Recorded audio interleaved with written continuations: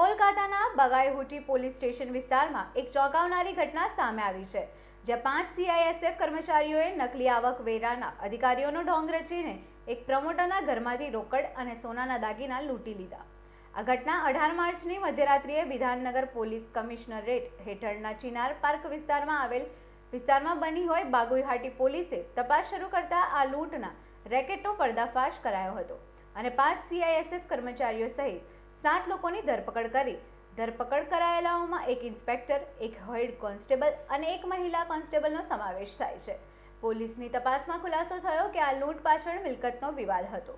ફરિયાદી વિનીતા સિંહ અને તેની સાવકી માતા આરતી સિંહ વચ્ચે મિલકતને લઈને ઝઘડો ચાલતો હતો. આરતીએ સીઆઈએસએફ કર્મચારીઓ સાથે મળીને આ કાવતરું ઘડ્યું હતું. પોલીસ સૂત્રો અનુસાર દરોડા દરમિયાન મળેલી રોકડ અને દાગીના 50-50ના ધોરણે વહેંચવાનો સોદો થયો હતો. આરતી અને વચેટિયા હાલ પોલીસ કસ્ટડીમાં છે, જ્યારે બાકીના આરોપીઓ ન્યાયિક કસ્ટડીમાં મોકલાયા છે.